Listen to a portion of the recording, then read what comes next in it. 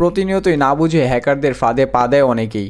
হ্যাকাররা মানুষের ব্যক্তিগত তথ্য হাতিয়ে নেওয়ার জন্য বিভিন্ন প্রতারণার ফাঁদ তৈরি করে। তবে এর মধ্যে অন্যতম ফাঁদ হচ্ছে ফিশিং অ্যাটাক। ফিশিং অ্যাটাক হলো এমন একটি প্রতারণার ফাঁদ যেখানে ভুয়া ওয়েবসাইট বা লিঙ্কের মাধ্যমে আপনার ব্যক্তিগত তথ্য চুরি করা হয়।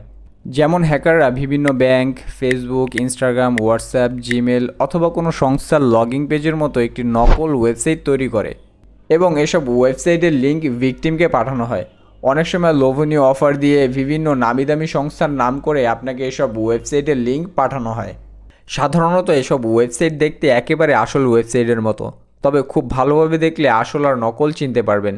যেমন মাইক্রোসফটের পরিবর্তে microsoft.com ব্যবহার করা হয়, যা ভেরিফাই করা প্রায় অসম্ভব।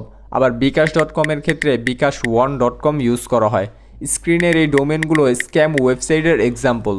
বর্তমানে টেকনোলজি আপডেট হওয়ার সাথে সাথে ফিশিং অ্যাটাকও আপডেট হয়েছে।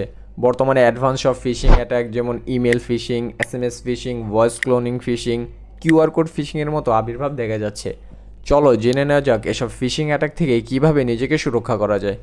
এসব প্রতারণা থেকে সুরক্ষা পাওয়ার 5টি কার্যকর উপায় হলো, যেমন সন্দেহজনক লিঙ্কের URL ভালোভাবে চেক করুন, 2 ফ্যাক্টর অথেন্টিকেশন চালু করুন, সন্দেহজনক লিঙ্কে ক্লিক করা থেকে বিরত থাকুন, সফটওয়্যার এবং ব্রাউজার সবসময় আপডেট রাখুন, যে কোনো প্রয়োজনে অফিসিয়াল সোর্স ব্যবহার করুন।